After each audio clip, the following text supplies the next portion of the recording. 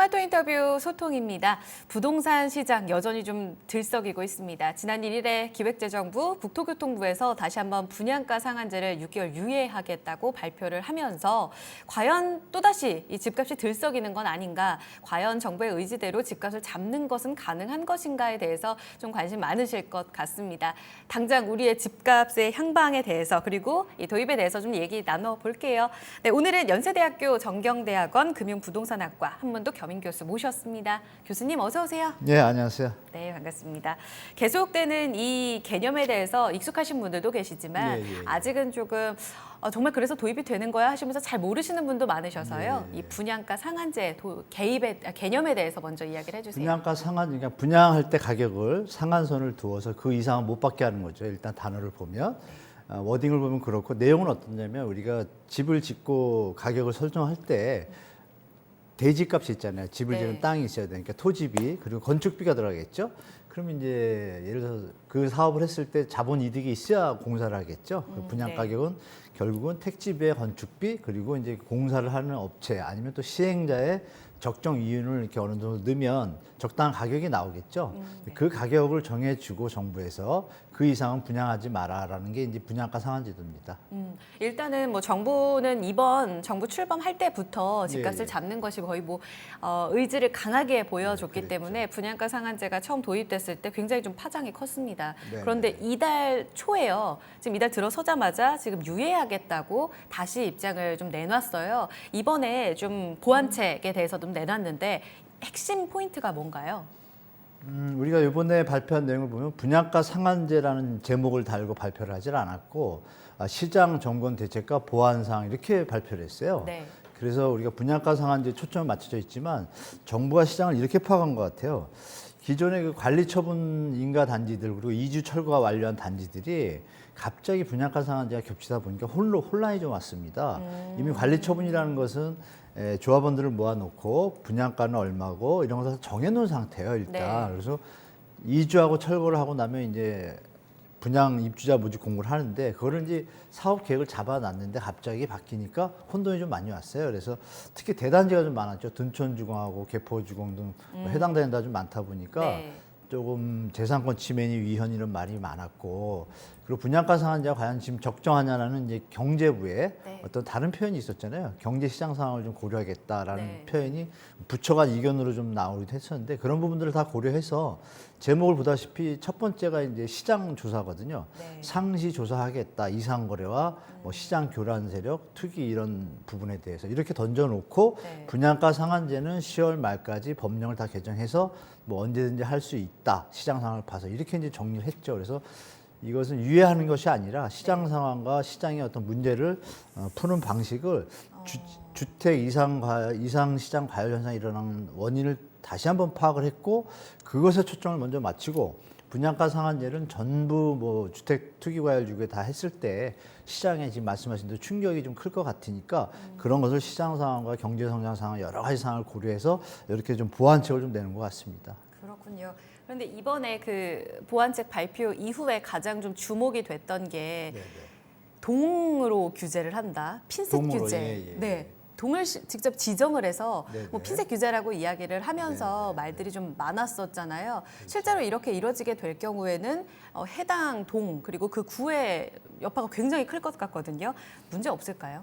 저는 그렇게 안 보고 있습니다. 뭐 다른 방송에서도 그렇게 말씀드리는데 정확하지 않은 논리를 세운 일부 전문가나 기자분들이 뭐 풍선 효과, 역 효과 이런 표현을 쓰시잖아요. 전혀 그렇지 않습니다. 왜냐하면 서울 전체 지역을 주택 가격 상한제를 묶었을 때 주택 공급량은 더 줄 거 아니에요. 그죠? 건설에서 수익이 줄다 보니까 그런 부분을 좀 우려해서 시장의 어떤 안정성을 유지하면서 정책의 목표를 달성하기 위해서는 핀셋이라는 걸 이번 정부가 좋아하잖아요. 그럼 예를 들면 뭐 압구정이 있고 여러 동네들이 있는데 굳이 강남 사구 서울시를 다 묶을 것이 아니라 또 어느 지역은 또 수요가 좀 부족한 지역은 뭐 그렇게 뭐 주택 가격 이상 현상이 없지 않습니까? 그럼 이제 그쪽의 수요는 진작을 시켜야 되니까 문제가 있는 지역, 어떤 폭등 원인의 어떤 뭐 시발점이나 그런 부분이 나타나면 뭐 예를 들어서 압구정이다. 그럼 뭐 갑자기 분양가가 뭐 6천, 7천인데 1억 던지겠다. 이런 것은 이제 제어를 하게 되는 거죠. 그래서 만약에 그것을 제어를 하면 옆 단지들도 그거의 영향을 받아서 좀 안정적인 형태로 변하지 그러니까 시장의 충격을 최소화하기 위한 정부의 어떤 시장 맞춤형 보완책이에요. 제가 볼 때. 근데 이것을 일부 전문가분들이 뭐 풍선 효과를 얘기하시는데 어떤 네. 풍선 효과가 있겠어요? 분양가를 요 비싼 걸 싸게 하는데 무슨 문제가 있어요? 싸게 하는데 비싸게 하는 게 문제죠. 그렇지 않습니까? 네. 뭐 그래서 좀 요새 나오는 그 기자분들 어떤 기사들이 조금 더 좀 이렇게 좀 체크를 더 깊이 하셔서 하시면 네. 좋을 것 같아요. 말씀대로 좀 본질을 제대로 알고 있다면 쏠림이 강하니까 그 쏠림이 나오는 쪽으로 핀셋 규제이기 때문에 거기만, 오히려 네, 괜찮다. 그렇죠. 이렇게 말씀을 하신 것 같아요. 그런데 정부가 일단 6개월 유예 기간을 줬기 때문에 네. 관리처분 인가 계획을 받은 쪽은 지금 재건축 가격 빠르게 좀 올리기 위한 혹은 이주 철거 이쪽으로 조금 더 방향이 빠르게 좀 진행된다고 하거든요. 이번에 유예 기간 동안 재건축 단지들 가격 많이 오르지 않을까요? 그렇게 보이진 않습니다. 왜냐하면 정부가 아직 끝에 조건을 달았어요. 네. 유예 기간이 있으라도 허그 주택도시보증공사에서 분양가 심사제가 있잖아요. 네. 9억이 넘으면 중도금 집단 대출이 안 되기 때문에 좀 무리가 옵니다. 그리고 넘었을 때도 또 어떤 조건들을 지자체에서 보증하고 같이 또 지자체에서 분양가 심의를 또 해요. 근데 뭐 여기서 요번에 대놓고 나오진 않았지만 제가 아는 이제 전문가분들이나 그쪽에 계신 분들 얘기를 들어보면 예전에 한 20개 항목만 체크를 했어요. 네. 근데 이걸 60개로 일단 늘려놨어요, 벌써. 그러니까 이미 분양가 심의가 강화가 됐어요. 강화가 됐기 때문에 재건축 단지들이 또 상한제 유예를 피하려면 지금부터 6개월이라는 시간이 길지는 않습니다. 왜냐하면 이주를 완료하고 나서 네. 철거하고 착공하는 데 시간이 네. 보통 5개월에서 6개월 봐요. 착공을 하고 나야 이제 입주자 모집 공고를 하거든요. 네. 그럼 이번에 발표한 게 입주자 모집 공고가 어떤 카트라인이잖아요.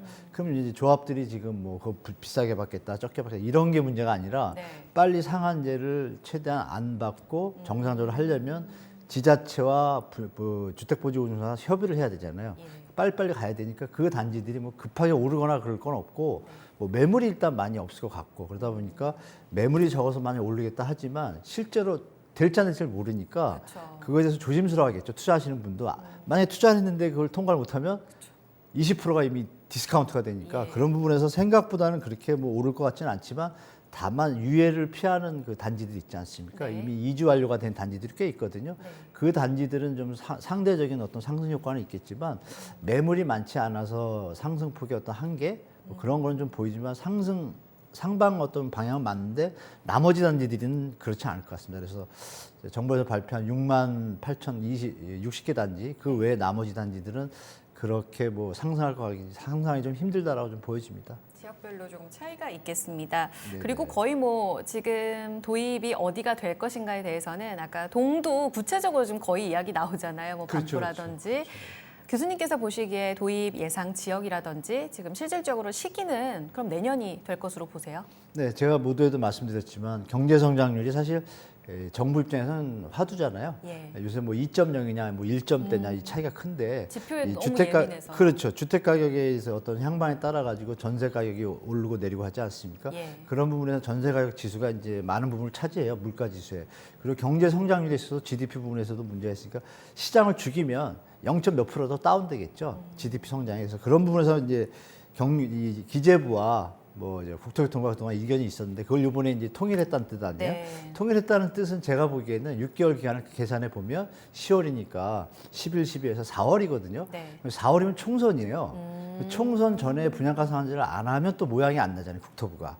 그리고 또 안 한다는 또 비판에서 또 헤어날 수 없기 그쵸. 때문에 제가 볼 때 1월, 2월이 적정 시점이라고 보는데 그럼에도 불구하고 시장의 과열 현상이 있으면 11월, 12월에도 어쩔 수 없이 할 수밖에 없겠죠. 너무 급등할 경우에. 네, 그래서 상황이 이제 이러면도 또 오른다 그러면은 12월에도 할 수 있는데 네. 전반적으로 봤을 때 한 1월, 2월을 예측하는 게 좀 좋을 것 같습니다. 네, 그러면 내년 초 예상되는 이 분양가 상한제 구체적인 이 지정이 되게 되면 확실히 네. 좀 효과는 있을까요? 주택 가격 잘 잡힐까요? 지정이 저는 안 되길 바랍니다. 지금 정부의 어떤 흐름을 보면 뭐 네. 대출 규제 줄이고 이상 거래자 어떤 뭐 교란 행위를 이제 잡겠다고 하잖아요. 1,200건 조사를 들어가겠다 했고 내년 2월부터는 이제 상시 조사 체계를 국토부에 네. 전담 부서를 두기로 했어요. 네. 지금 상한제 쪽만 포커스가 맞춰져 있는데 시장의 어떤 다른 부분을 이번에 발표할 때 1번이 시장 교란 행위 제거, 추사 이거고 2번이 대출 규제예요. 3번이 상한제거든요. 네. 그러니까 정부 입장이 좀 바뀐 거예요. 시장의 자정작용이 일어나게끔 유도하겠다는 뜻이죠. 그래서 상한제를 굳이 해서 만약 시장이 안정되면 상한제 할 필요 없잖아요. 그쵸? 그게 네. 최상이죠. 그래서 네. 시장 자정작용에 대한 뭐 부동산 투자나 투기 하시는 분들한테 신호를 줬기 때문에 제가 볼 때는 이 굳이 안 하면 최고인데 만약에 하게 되면 효과는 이미 역대 정부에서 다 나왔습니다. 분양가 상한제를 실시 안 했을 때만 대한민국에 폭등이 일어났죠. 왜냐하면 그 IMF 때 김대중 대통령 건데 1998년도 말에 분양가 저하를 했어요. 그 뒤로 이제 폭등을 했잖아요. 2007년까지 7, 8년. 그리고 상한제 다시 시작하니까 2007년부터 14년, 4년까지 한 7, 8년이에요. 네. 안정적으로 있다가 어떤 상승폭의 어떤 자연스러움이 형성됐다가 갑자기 이명박근혜 연달아 뭐 전세 대출 풀어주고 네네. 뭐 양도세 감면하고 투자해서 투기 환경 쪽으로 바뀌다 보니까 빚내서 집 사라 분위기 되니까 네. 다 누구나 할 수가 있잖아요. 그게 이제 폭동을 일으켰지.